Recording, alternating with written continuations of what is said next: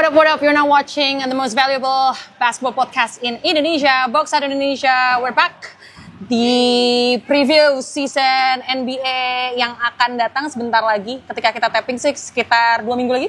Yuk, 10 hari bahkan. Kurang dari 2 minggu. I'm here, Mutia Sastro as your host. And I got Faiz Ramadan dan Gamal di sini. What up?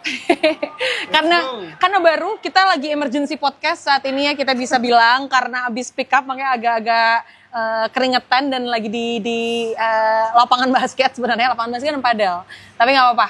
Kita akan menyajikan 3 series harusnya ya, semoga sesuai dengan plan kita. 3 series of the season preview of all the NBA teams. Yang pertama-tama langsung aja let's get on to it. We're gonna talk about 10 first teams yang akan kita bahas. Ini tidak ada order apa-apa ya sebenarnya, tidak ada urutan apa-apa. Acak. Diacak. Bukan tiringin juga ya? Bukan tiring juga, betul. Tapi let's start with the defending champion. Let's talk about OKC. Karena habis nyabat gelar juara sebelumnya, apakah dengan move-move yang ada yang memang kalau kita bisa katakan if it's not broken, why fix it gitu ya. Karena cukup please ini juga move yang dilakukan oleh Sam Presti. Estimated starter, Shai Ludor, Jalen Williams, Chet Holmgren, and Isaiah Hartenstein. So not much of a difference compared to last year. But let's start with what's next for OKC. Ini eranya apa? Eranya mempertahankan yang ada atau eranya udah rebuild lagi atau what do you think is OKC di musim yang akan datang? Kalau gue memang kan conversation-nya adalah apakah dia bisa repeat apa enggak gitu kan. Nah kalau gue sih merasa mereka tetap dalam in contention untuk repeat, tapi kan selama ini orang-orang mikirnya kayak ya lo kalau nggak perlu dibetulin ngapain, kalau nggak ada urusan ngapain dibetulin gitu kan. Gue merasa mereka tetap butuh pembenahan terutama di sisi shooting, perimeter shooting. Jadi menurut gue OKC nggak bisa repeat unless dia trade for someone who have a legit shooter. Oke. Itu sih dari gue. Oke. Gue setuju dan kalau nggak salah juga ini ada si Jalen Williams juga cedera ya di awal musim ini. Dan biasanya kan kalau kita ngeliat kayak kemarin-kemarin yang setelah juara tuh mereka pace-nya lebih santai gitu. Nah ini mereka kayaknya akan mungkin lebih mencoba apakah perlu punya posisi satu di seat satu atau enggak gitu. Nah itu kan. Jadi kalau gue ngerasanya kayaknya di awal mungkin first half of the season mereka akan lebih ada eksperimen juga, mungkin kayak nyari shooter atau gimana, atau Cason Wallace atau si Nikola Topic apakah bisa menjadi pemain-pemain yang berkembang dan kontribusi lebih bagus di tim lagi. Nah itu kayaknya gue ngeliat di awal musim mereka akan lebih mencoba eksperimen, apakah ini yang udah bagus diperbaiki lagi, yang kurang di improve lagi, terus baru nanti second half the season baru dia ngegas untuk contending. That makes sense. Dan emang kalau bicara musim lalu kita bisa bilang cukup anomali untuk OKC in a way that kita nggak nyangka mereka bisa sampai final dan menang di awal musim, enggak dong? Ya kan di awal-awal. Mungkin dengan OKC fans mungkin pengennya ya menang gitu ya. Cuma dengan rekor 68 kemenangan aja menurut gue itu cukup anomali to the standard, which is good. Gitu karena mereka ibarat kata ya jadi beyond expectation hasilnya gitu sampai menang juara. Nah, menurut lo at least dari kedalaman rosternya aja deh, outside from core 7 playersnya, apakah ada nama-nama yang lo pikir ini harus step up untuk bisa mereka mengulang lagi stabilitas yang mereka punya di musim reguler? Ada banget. Jadi nyambung dari Gamal tadi, kayaknya memang di setengah musim awal dia akan develop lagi Cason Wallace, walaupun bagian dari core 7. Terus terkait AJ Mitchell atau Isaiah Joe atau Aaron Wiggins itu mereka akan di-develop lagi karena mereka masih mencari nih selain 7 roster utamanya siapa lagi yang paling nggak bisa menghadirkan shooting atau shot creation selain Shai atau Jalen Williams gitu kan. Sayangnya memang kayak big kayak Thomas Sorber yang mereka draft itu sebenarnya big bagus tapi nggak cedera, dia nggak bisa main. Jadi dan Topik juga gue nunggu banget sih Nikola Topic gimana gitu karena dia akan cedera awal musim ini tapi dia akan jadi bagian yang menyenangkan buat Thunder sih. Oke.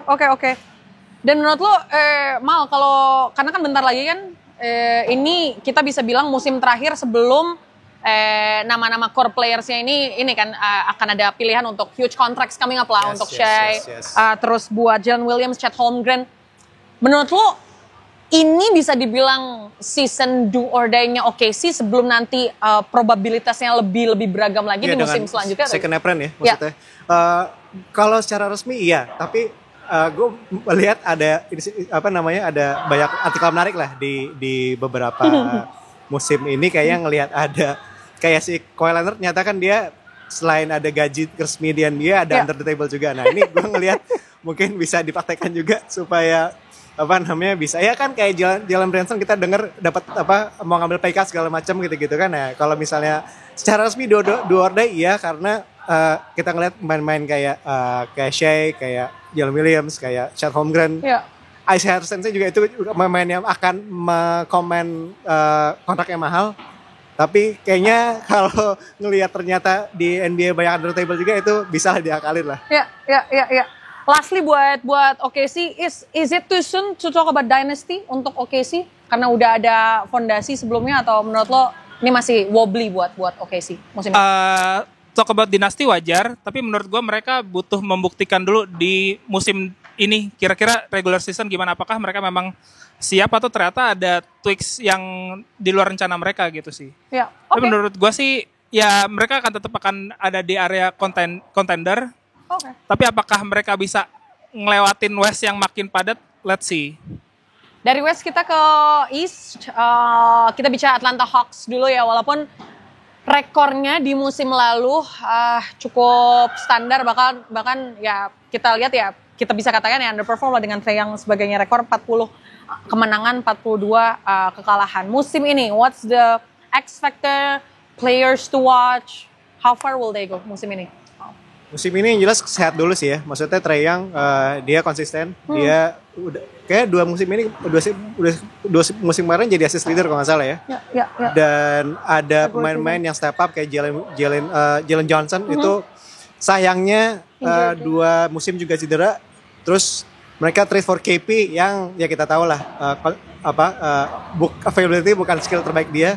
Nah kalau misal on paper dengan squad yang lebih baru ini ada Nickel Walker juga yang bisa ngasih defense juga kan. Harusnya ini squadnya depth-nya lebih bagus, punya fleksibilitas yang lebih bagus juga.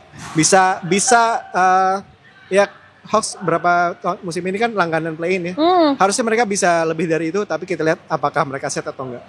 Langganan play-in ya.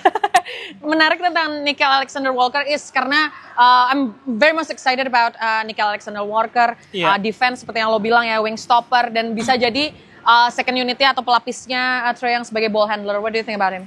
Iya, Nickel kemarin di musim kemarin terutama di playoff dia nunjukin kalau itu bisa megang bola dan bisa create di offense gitu. Selain memang secara defense ya udah granted dia megang banget secara defense. Jadi diharapkan Nickel ini jadi tenaga tambahan untuk create offense dari bench. Dan bisa juga dia juga sebagai closing lineup juga bisa main bareng sama Trae atau Dyson Daniels. Tapi sejujurnya gue nunggu banget Hawks ini main karena menurut gue selain pemain favorit gue Jalen Johnson, dan menurut gue ini tim dia banget nih sekarang karena dengan ada KP, whole spacing jadi sangat berubah.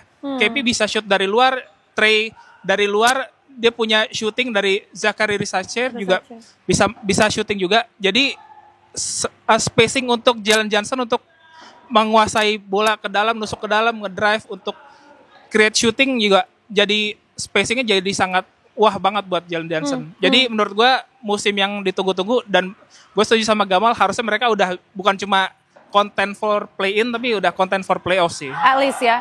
Lo ada kekhawatiran gak dengan naik turunnya KP, baik itu performance atau ya injury scare-nya seorang KP aja in general gitu? Gimana ya, kalau misalnya gue sebagai tim yang men-treat seorang main yang udah terkenal sebagai injury prone, harusnya gue sudah punya insurance policy-nya lah. Ya bakal ini kayak gimana gitu. Jadi ketika lo punya main yang main yang vital, bukan main yang cuman yang pelengkap doang kan, cuman role player doang. Ini kan KP akan mengubah cara main Hawks secara in the big way gitu. Jadi harusnya mereka punya backup plan lah, gimana caranya ketika misalnya KP ini ya give or take paling cuma main 50 game lah. Nah di 30 ini apa ini rencananya? Gue pengen lihat itu sih dari manajemen Hawks juga. Menarik kalau lihat starting five-nya juga, satu nama yang juga menurut gue salah satu pemain yang improve juga yaitu Dyson Daniels. Trae Young, Dyson Daniels, Zachary Risache, Jalen Johnson, dan KP. Kalau kita bicara probabilitas starting line-up-nya. Is it a good enough starting five di East?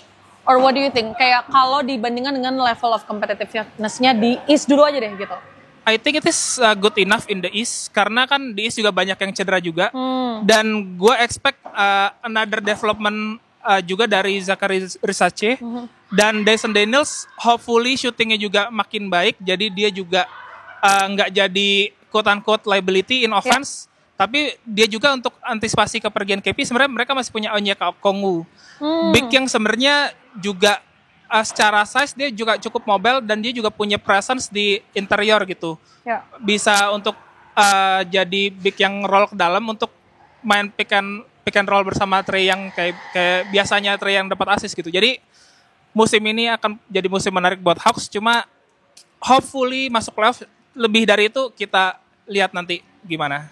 Kalau kita pengen Atlanta Hawks bisa aim-nya lebih tinggi dibandingkan contender di play-in aja, ini satu juga tim yang gak kalah menarik untuk bicara di play-in-nya. Siapa yang ngisi spot-spot play-in? Ada Charlotte Hornets.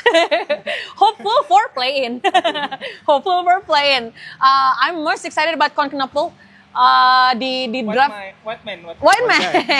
Sama ada Ryan Cockburner juga. Nah, kan jadi Charlotte Hornets ini apakah emang pengepul White Man atau gimana? Let's talk about Hornets. Rekornya terakhir 19 kemenangan, 63 kekalahan. Obviously, we hope for level of competitiveness-nya lebih tinggi lagi ya nanti ya di liga ya Hornets walaupun kalau bicara di awal musim masih kita bisa katakan yang belum gimana banget masih kita katakan tim-tim semoga nggak selalu di bottom table but let's talk about it. Dari draftnya dulu deh Mal non-Apple what do you think about the draft class-nya untuk Hornets? Ya gue sih ini salah satu rookie-rookie yang menarik ya untuk diperhatiin tapi kalau untuk ngomongin Hornets sendiri kayak ada karma dari Miles Bridges deh gebukin bininya. Dan juga Lamelo mainnya sangat promising, sangat menyenangkan ketika dia main, tapi dia mainnya jarang-jarang, cedera mulu. Walaupun sekarang udah ada insurance policy-nya, ada si Tre Mann sama ada Collin Sexton juga kan? Iya. Charlotte tuh kayak apa ya? Kayak di Oklahoma siapa namanya? New Orleans-nya di East kan, mereka sial mulu gitu. Ini yang maksudnya you can plan, you can get a good draft, you can get good players, tapi kalau misalnya lu apes mulu ya ini kayaknya perlu di apa namanya rukiah dulu tim ini kayak menurut gue ya. Dari depth-nya sendiri deh, starting five-nya most likely kalau bicara sekarang nih ya, at least pas kita lagi taping kalau nggak ada perubahan. Let's talk about LaMelo Ball, Brandon Miller, Concanapo, Miles Bridges, and then Ryan Brenner ini. Nah, lo melihatnya dengan mempercayakan draft class-nya sebagai starting lineup, is it a possibility untuk mereka go all the way, or what do you think?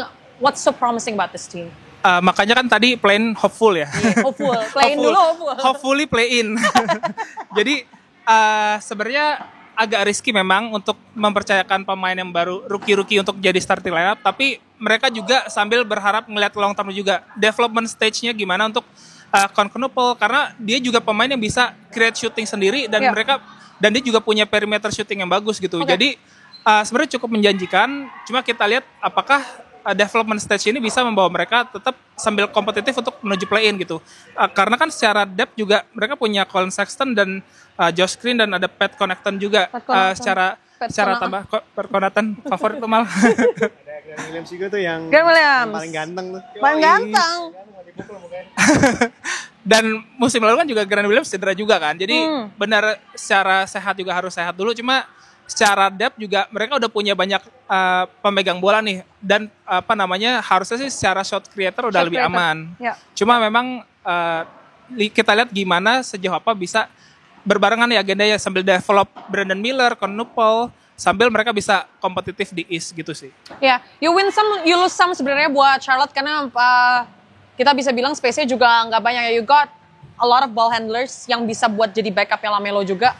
But I think room for improvement-nya depth untuk big man-nya. ya kan, lo mempercayakan si Ryan Kalkbrenner ini sebagai roll and cut big gitu ya, but then again lo apakah bisa bertahan dengan skemanya NBA atau competitiveness-nya NBA kan juga kita masih perlu lihat ya. Satu lagi berarti kalau di untuk Charlotte sendiri untuk di respective conference-nya seberapa at least sekarang deh dengan roster yang ada seberapa jauh sih kira-kira mau play-in-nya benar-benar hopeful atau lo realistically speaking dengan a stacked conference, what do you think? Kemarin mereka 1963 ya? 1963. Ya paling 26-4. 22 lah kalau gitu. Nawar. dengan ya tim yang tidak konsisten. Terus ini isinya rookie semua. Rookie lu nggak bisa anggap lu nggak bisa expect mereka untuk konsisten right away gitu kan.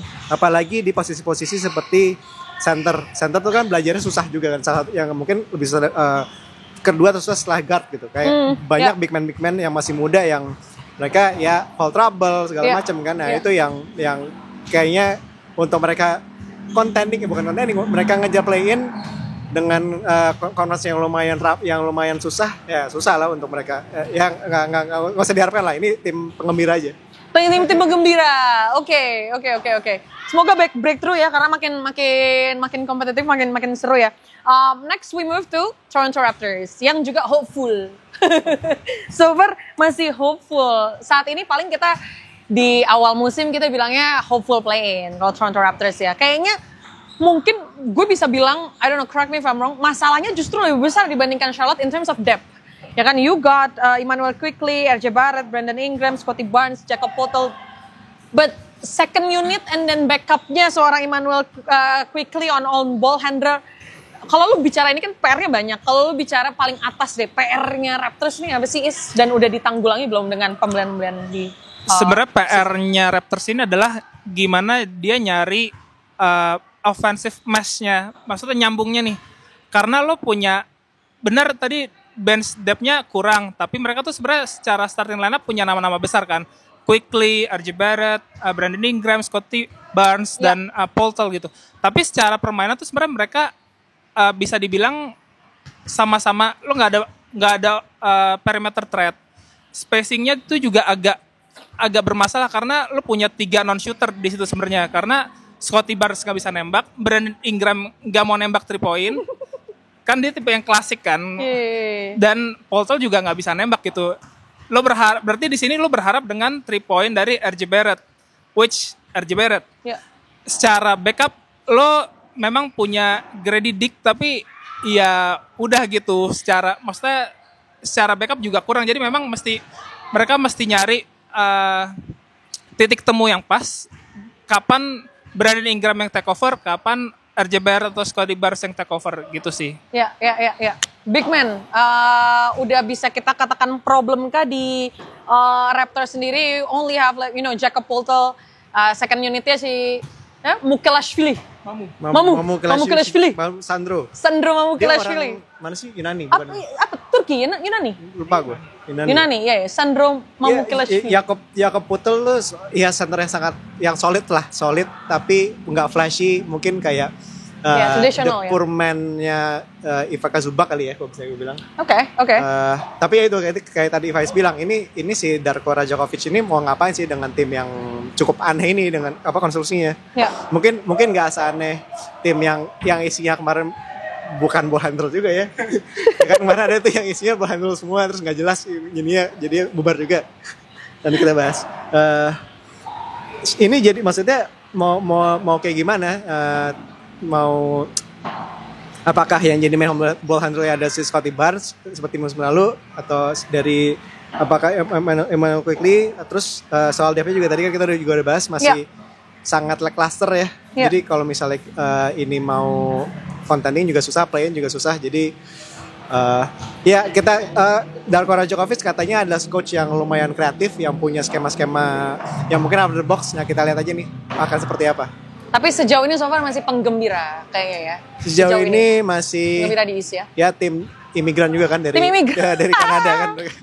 Tim imigran. Waduh, di era administratifnya Trump. Iya, siapa tahu kan nanti tiba-tiba ada tembok dibangun yang mereka nggak bisa main lagi ke NBA, susah. Gak ada yang tahu.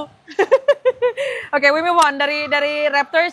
kita bicara title contender ya. Kalau bicara Denver Nuggets, sepertinya musim ini banyak hal untuk complementing soal Nikola Jokic. They try to build around Nikola Jokic, ketambahan Cam Johnson, Bruce Brown, Tim Hardaway Jr., and Judas Valanciunas. Good sign for Denver, but definitely alarm for Western Conference contender nih. Makin hati-hati nih ya, Denver Nuggets makin bisa jadi. Itu tadi title contender with Nikola Jokic as well.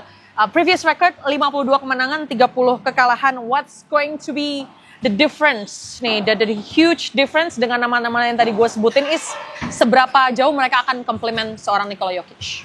Masalah Denver musim lalu menurut gue depth. Okay. Karena mereka top heavy dan dengan kontrak-kontrak gede di Aaron Gordon, Murray, Jokic, dan MPJ itu mereka nggak memungkinkan mereka punya depth. Sekarang setelah mereka trade MPJ itu jadi agak lengang tuh. Okay. Mereka punya Cam Johnson, mereka punya Bruce Brown. Hopefully semua, dan menurut gue sih semua rekrutannya itu memang nyetel sama gaya mainnya Nikola Jokic.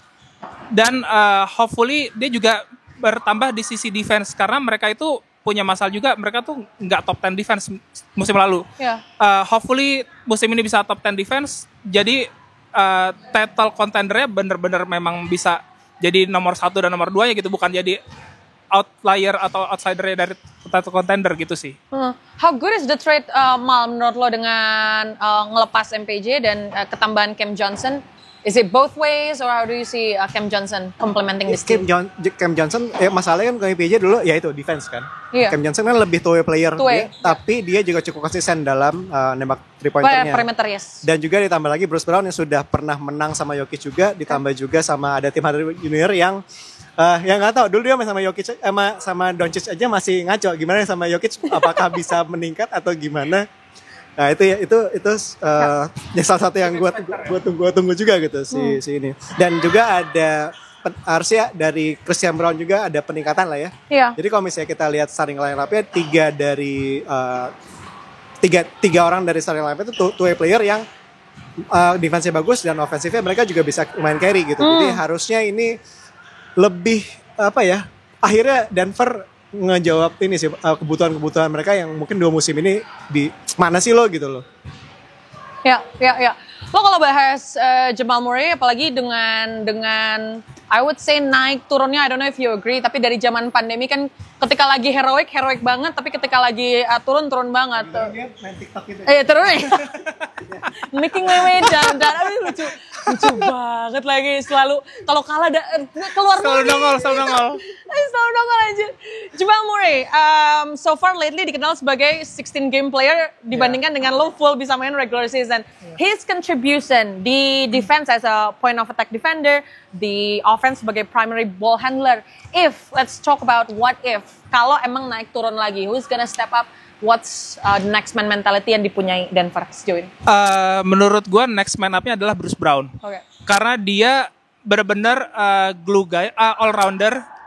Lo butuh apa dia bisa kasih, lo butuh bisa megang bola, bisa nembak, bisa roll, dan dia pemain yang pintar juga. Jadi menurut gue, dan dia juga udah terbiasa main sama Jokic juga kan, udah pernah. Jadi menurut gue dia jadi tandem yang pas untuk main bareng dan step up dari bench, dan gue gak kaget kalau misalnya dia nanti jadi closing lineup juga gitu. Jadi menurut gue sih Jamal Murray bisa digantikan sama Bruce Brown atau Christian Brown juga menarik juga karena dia musim lalu benar-benar step up. Tahun ini bisa menurut gue lebih naik level lagi sih. Menurut lo apakah too soon to tell they are going to be a title contender again di West, atau menurut lo ini kompetisinya West udah gila-gilaan banget sekarang? Masih ada kesempatan nggak? Ya, level competition di West meningkat. Tapi gue rasa Denver ngerespon dengan baik sih dengan pemain yang mereka sign di musim ini ya. Jadi harusnya mereka punya a lot of noise lah di West tahun ini. Alright. Let's see. Let's move on to Houston Rockets. Salah satu yang ditunggu-tunggu juga nih kayaknya buat NBA fans, buat yang nonton box out juga. Amin. Membahas Houston Rockets. Tadi kita juga main pick up, banyak juga yang menjagokan Houston Rockets at least go all the way ya dengan ketambahannya KD ini. But myself being a Phoenix Suns fans, I've been in this situation before. I've been in this film before. Ada ketambahan KD, wow jadi victory gitu ya. Nah, itu kan salah Suns ya sebenarnya. Itu salah Suns ya, tidak complimenting seorang KD ya. Nah, KD masuk ke sistemnya Rockets. Is this going to be a bust or is it hopeful for Houston Rockets jadi title contender? What do you think? Menurut gua KD menjawab yang dibutuhkan Rockets karena dia butuh another shot creator di luar kombonya Amen dan Sengun dan konsisten. Kemarin mereka punya Jalen Green untuk creating shots tapi di playoff kita lihat sendiri kan. Lebih dari 10 poin juga enggak gitu. Iya.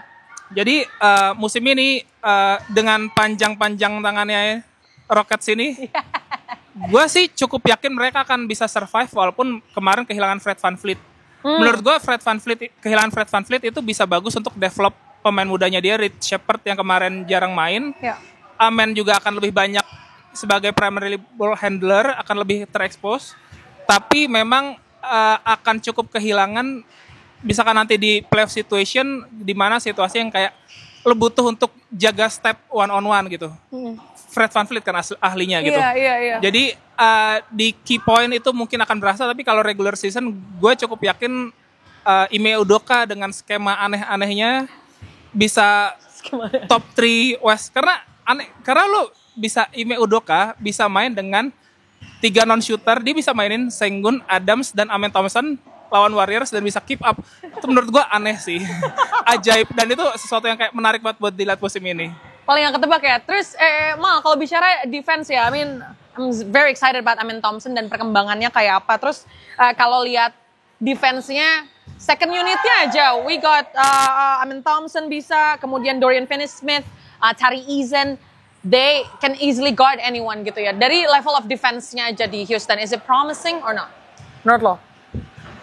Ini udah apa ya? Long ball kali ya. Kalau dulu kan mereka small ball tapi cebol. Sekarang mereka tall ball and long ball. Ini semua orang-orangnya punya wingspan yang mungkin sekitar 7 kaki semua. Lu nggak lewat itu kayak gitu.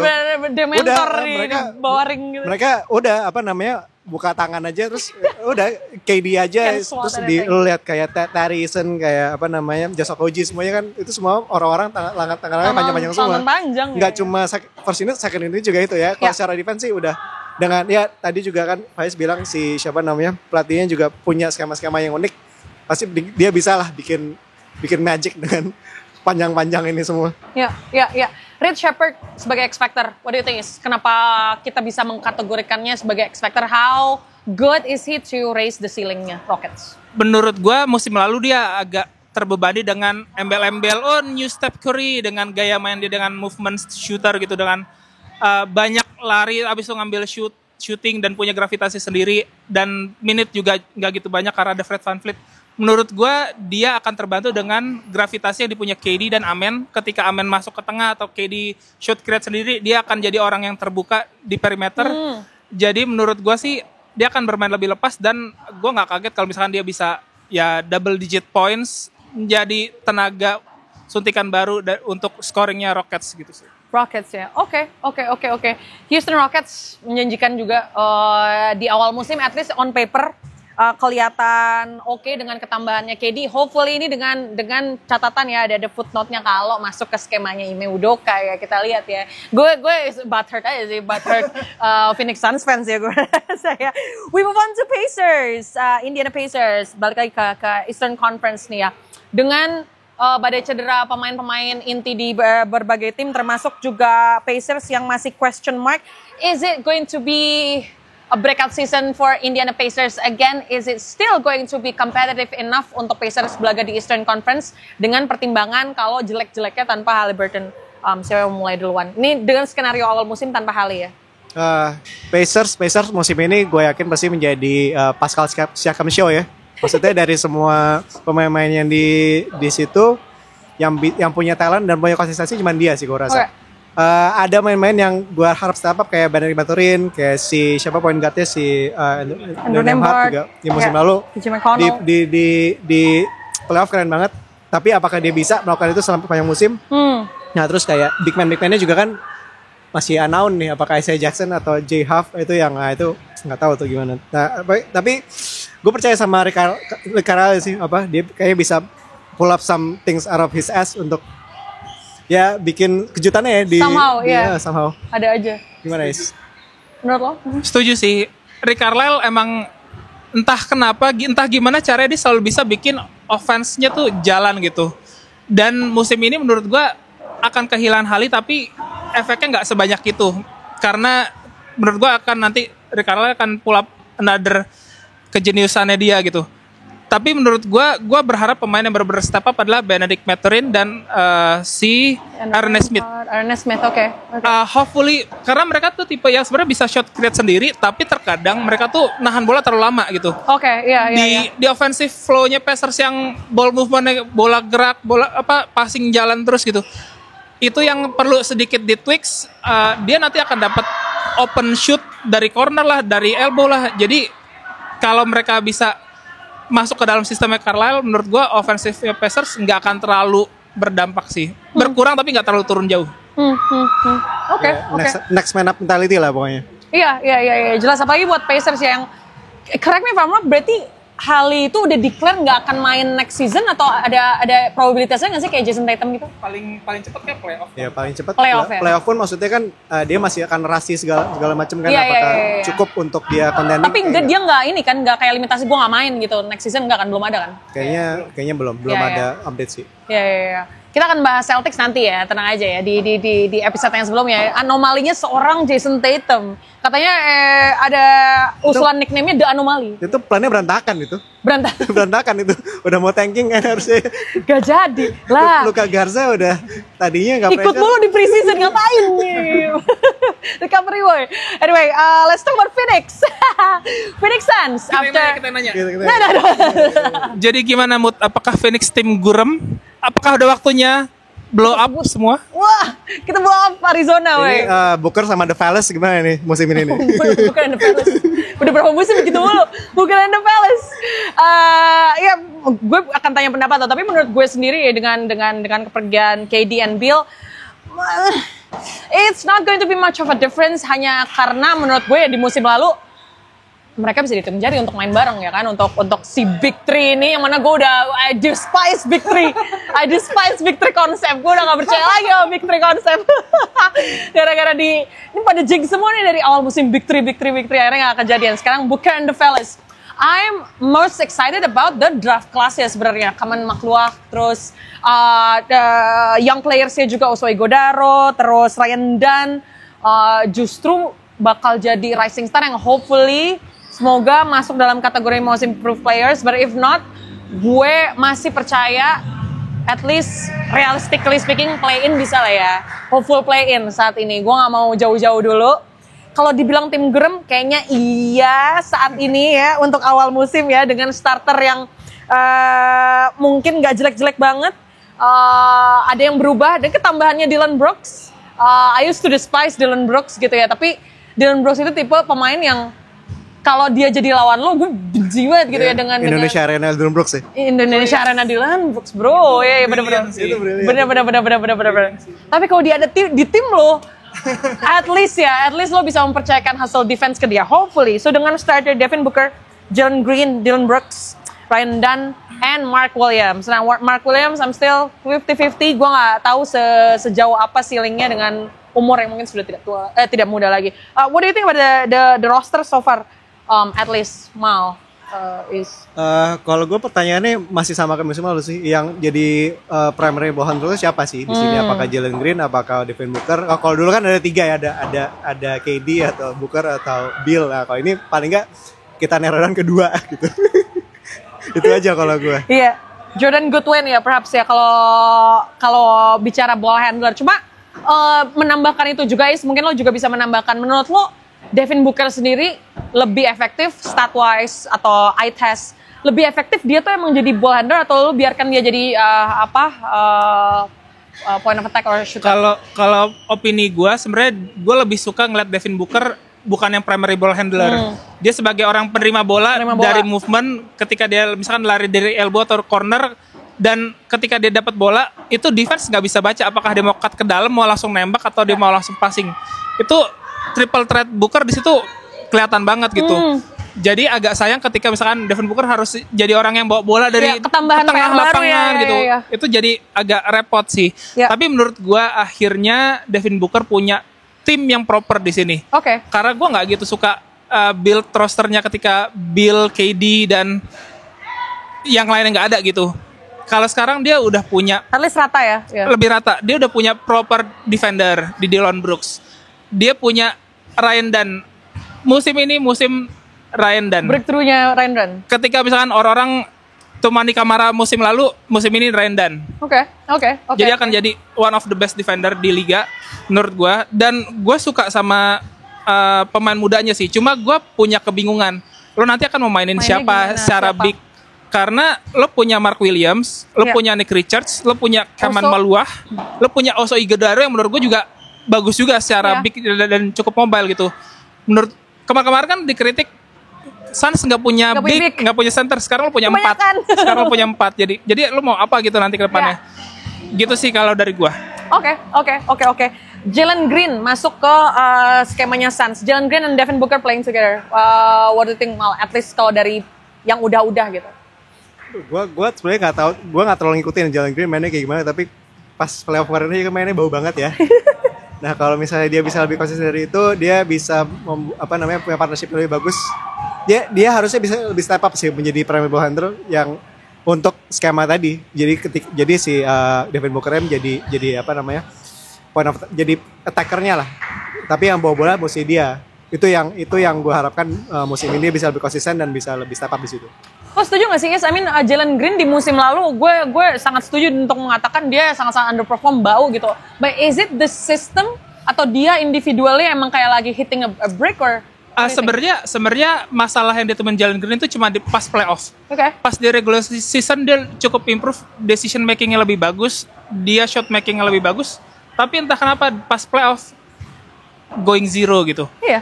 Jadi menurut gue expect sih secara regular season dia akan oke lagi. Cuma ya mungkin nanti akan gantian volume untuk bawa bolanya dengan Devin Booker.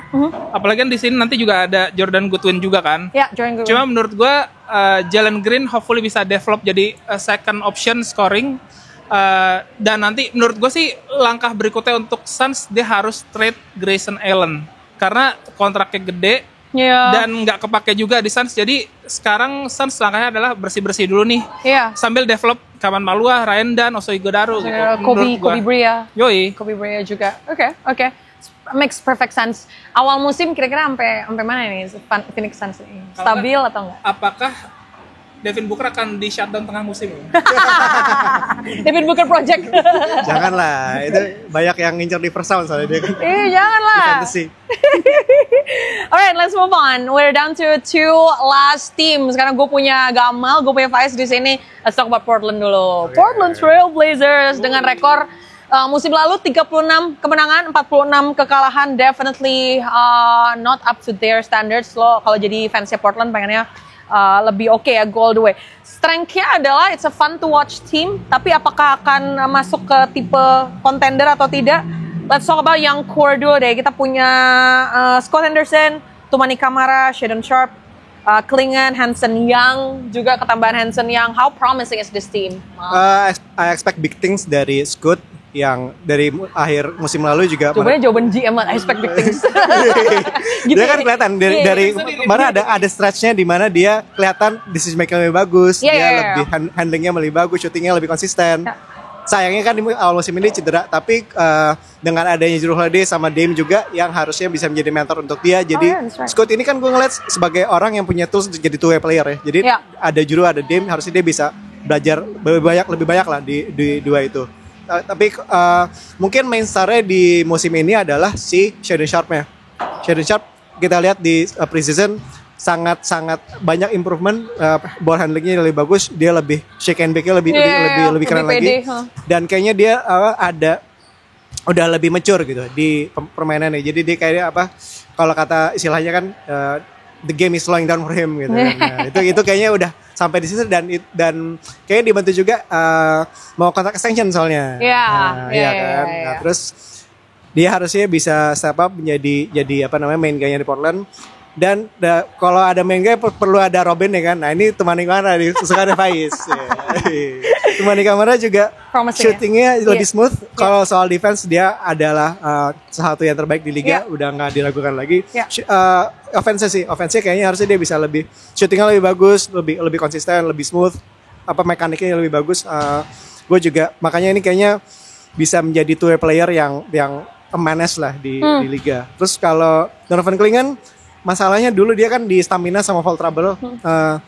Dengan adanya gue berharap si Time Lord lebih sehat, Dobrev bisa lebih backup juga. Jadi mungkin nggak usah dikasih menit 30 per game, 28, 24 itu harusnya Donovan Clingan bisa menjadi anchor big lah di lapangan. Ya. Handsome Young.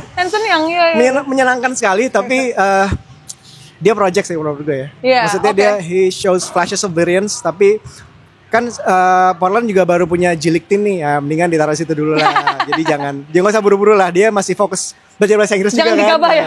Jangan gegabah. Masih belajar budaya Amerika segala macam, jadi ya dikasih waktu lah dia untuk develop secara proper lah, jangan dipaksain. Right. Bahas tentang Gamal menarik bahas tentang seorang Toumani Camara, two-way player yang defense-nya juga I agree salah satu yang terbaik juga. Playing a team yang punya Jrue Holiday, punya Jeremy Grant, punya Toumani Denny Avdia gitu ya. They play in a team in terms of defensive team. How good are they di musim ini nanti? Bisa jadi salah satu tim paling elit ya kalau misalkan memang mereka main semua dan mereka benar-benar total ya, nggak rebuild atau nggak ngejar posisi bawah lagi ya. Menurut gua akan jadi tim yang susah buat dipecah sih. Okay. Lo Jrue Holiday, Jeremy Grant, Toumani Camara, masih ada Matisse Thybulle, masih ada Denny Avdia, big-nya juga yang interiornya juga punya presence gitu. Jadi mereka juga susah untuk dipecah, untuk dilewatin, tapi juga mereka punya PR di shooting. Shooting mereka benar-benar berharap sama tadi yang udah lo bilang Shaedon Sharpe. Dan hopefully Toumani Camara shootingnya benar-benar kayak precision, di mana benar-benar bagus. Tapi menurut gue 3 point masih PR buat Portland, tapi akan jadi tim yang sangat banyak gue tonton musim ini. Gue menantikan karena mereka juga punya big kayak, menurut gue malah Hanson Young itu akan Handsome and Young anjir. Iya juga. karena brandnya gitu. Oh iya. Hanson Young sama Donovan Clingan bisa jadi offensive hub yang menarik buat movement offense-nya Portland. Jadi tim to watch musim ini. Dem udah nggak mungkin balik musim ini ya? Nggak mungkin ya? Nggak mungkin. Sama anak di musim ini. Fokus main sama anak dia. Reuni sama anak. Sama di pinggir lapangannya jadi pengarah ya. Hopefully jadi tahun yang vital untuk tahun depan. Jadi one step ahead gitu untuk development tahun depan, dan ketika Dem balik, shootingnya udah ada, bisa jadi masuk playoff tim gitu sih. Poin-poinnya Faiz valid semua, dan bisa gitu. Gue ngeliat itu bisa semua terjadi, tapi yang menjadi masalah adalah gue belum cukup yakin Chauncey bisa mengakomodir itu semua sih. Apakah dia bisa bikin offensive scheme yang kreatif, menggunakan big man di tengah segala macam gitu-gitu. Apakah dia bisa kalau soal defense ya kayaknya nggak masalah, tapi soal offense ini yang gue masih ragu-ragu. Dan satu lagi PR terbesarnya adalah itu si Jeremy Grant mau diapain itu. Kalau dimainin dia akan menghambat perkembangan yang lainnya soalnya, dan gajinya juga gede soalnya kan. Nah itu dia, itu PR tergede. PR tergedenya selain membiarkan this young guys play, make mistakes ya itu si Jeremy Grant mesti kita buang dulu lah. Alright. Ke Cina kemana serah deh pokoknya. Dibuang dulu deh pokoknya. Alright, terakhir Dallas Mavericks. Let's go. Waktu udah tepat untuk Faiz. Benar. Lu nanya sendiri, lu bisa jawab sendiri kan? Dengan rekor 39 kemenangan di previous season. Nah, semua orang menantikan apakah ini akan jadi closing line up, kita bisa katakan championship window-nya makin tertutupkah seorang KD dan Kyrie ini as a duo. Tapi let's talk about AD dulu deh, bermain sebagai offensive hub. Will it work di musim ini atau enggak? Menurut gua akan works. BTW Dallas itu championship team. Oh keren. Menurut Nico Harrison. Win now team. Betul. Jadi soal AD di offensive hub menurut gue akan jalan banget, karena AD pun sebenarnya under JJ Redick musim lalu udah ngejalanin itu, dan dia tuh punya core team juga yang cocok buat main dia sebagai hub. Jadi ketika dia dapat bola di offense di high post gitu, pemain-pemain di sekeliling dia tuh cocok semua. Misalkan kayak Clay kan tipe pemain yang bergerak habis itu dapat bola nembak gitu. Atau pemain kayak Cooper Flag atau PJ Washington juga slasher yang akan makin baik ketika bola tuh dia bergerak tanpa bola dan bola langsung tinggal lay up gitu. Yes. Dan dia juga punya Gafford dan Lively yang juga nyetel juga. Dan D'Lo kan juga udah main bareng sama AD sebagai hubnya di Lakers gitu kan. Sampai lupa. Jadi sebenarnya secara skema menurut gue cocok, dan sebenarnya juga Mavs di luar Jason Kidd juga punya assistant coach yang bagus juga gitu. Iya. Tapi apakah itu translate sebagai cincin? Itu menurut gue bergantung dengan kapan kembalinya Kyrie Irving. Makin fit dia kembali, atau misalkan dia balik di Februari, dia punya spare waktu yang lama untuk ngejar lagi, untuk settle lagi, dan ketika playoff siap gitu. Karena menurut gue tim ini punya masalah di closer. Oke. Mereka nggak punya pemain terbaik di NBA menurut gue sebagai closer, which is Luka Doncic. Iya. Dengan bodohnya dia trade. Nah, ulang aja terus ya. Iya. Nah, iya. Kayak di crunch time ini bola akan ke siapa betul, gitu ya. Betul. Iya. Ketika posisi 95-95, siapa yang akan pegang itu? Pasti Kyrie Irving. Pasti. Dan ketika dulu dia punya opsi kan, lo mau go to Kyrie, go to Doncic, nggak ada yang salah. Sekarang semua tim tahu opsi lo Kyrie, dan menurut gua AD punya keterbatasan untuk memberikan itu. Ketika closing lineup, siapa yang akan take over? Pasti Kyrie, dan itu yang makanya kembalinya Kyrie Irving jadi urgency menurut gua. Pertanyaan gue ini sih, seberapa healthy sih AD? Maksudnya kan AD kita tahu dia adalah pemain high IQ, high motor, segala macam lah. Pokoknya selalu dia big man yang sangat berbakat lah ya kan. Tapi dan dia dikasih ini kan jadi kayak Sabonis, kayak Jokic gitu kan. Nah ini harusnya bisa menjadi nge-unlock dia jadi next level big man gitu. Nah ini seberapa sehat sih dia? Kalau maksudnya ketika sekarang aja Kyrie udah cedera, kalau misalnya AD cedera juga, ya ini piye Thomas gitu loh. Iya. Menurut gue sih dengan skema menjadikan dia sebagai hub justru lebih menurunkan risiko untuk AD, karena dia jadi lebih less contact. Jadi dia nggak paksa ISO di post up gitu. Jadi di situ untuk kontak dengan big man, dengan center lawan, menurut gue itu jadi lebih berkurang. Iya. Tapi apakah itu tetap menjamin 100% AD nggak cedera? Ya nggak juga. Makanya saran gue sih untuk Mavs selain menyediakan fisioterapi yang oke gitu ya, Haji Naim. tolong GM sama ownernya mulutnya agak dijaga dikit gitu kan. Kualat pasti banyak ya. Iya, gitu. benar. Tapi di Amerika ada nggak klinik-klinik gitu? Siapa tahu ya. Dan sebagai tambahannya ini berarti AD kan emang playing to his nature, yang dia pengen tuh main 4 kan sebenarnya kan. Dan emang problemnya waktu di Lakers pun juga load-nya lebih banyak di itu tadi sebagai primary center, makanya suka injury dan sebagainya. Mau gue bahas sedikit tentang Cooper Flag, one of the most promising if not promising draft di kelasnya. Gimana dia nanti masuk ke skemanya Mavs? Can he deliver menurut lo seperti apa? Cooper Flag kan yang digadang-gadang sebagai all around player ya. Jadi orang-orang kayak gini harusnya nggak terlalu susah di skemain sih. Jadi lu kasih tugas apa dia bisa ngerjain. Lu kasih dia jadi ball handler bisa, lu jadi dia scorer bisa, untuk defense dia juga bagus. Jadi orang-orang kayak gini makanya dia sangat di hype, karena dia bisa semua dan dia bagus di semua itu. Itu sih yang makanya ya mungkin kong kali kongnya gitu ya. Makanya Luka Doncic di trade, ya udah lu kita kasih lah nih penggantinya yang bisa jadi the next big thing lah. Oke. Next big thing. Shooternya gimana tuh Is? Ada Klay Thompson, Max Christie, kita belum lihat picknya Max Christie juga. Hopefully Max Christie improve. Tapi kalau untuk misalkan kayak corner shooting, gue nggak worry lah. PJ Washington juga bisa gitu. Apalagi misal nanti ketemu OKC di playoff, lewat OKC. Waduh, oke lewat. Kan lawannya PJ Washington. Benar. PJ Washington. Rekor ini kan tahun lalu Thunder juara. Rekor lawan PJ Washington 0-3. 0-3. Kita pernah bahas ya. Lewat lawan PJ Washington ya. Tapi menurut gua kan apalagi kan sekarang di everything is bigger in Texas kan, dan Dallas Mavericks juga bigger juga. Jadi menurut gua tapi sebenarnya masih tumbuh kan soalnya. Masih tumbuh, masih tambah 1 inci dia. Ya benar. Jadi sebenarnya menurut gue juga tergantung line up apa yang mau dipakai sama Jason Kidd juga sih. Apakah mereka mau going big, mau Cooper Flag main di 2, Washington main di 3, bisa juga. Cuma memang tetap konsistensi shooting agak PR sih.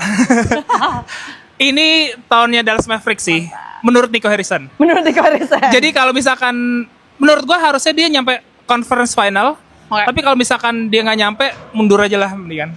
Waktunya diganti sama yang lain. Gaya Nico, kita kudeta. Yoi. That's a wrap for Box Out. This episode ini adalah 3 series of a season preview. Kita akan bahas 10 tim dulu. Jangan khawatir untuk timnya yang belum disebut karena kita masih nyicil-nyicil ya untuk di 2 episode selanjutnya. Season preview of Box Out. I'll see you next time on the next episode. This is Box Out. Bye. Bye-bye.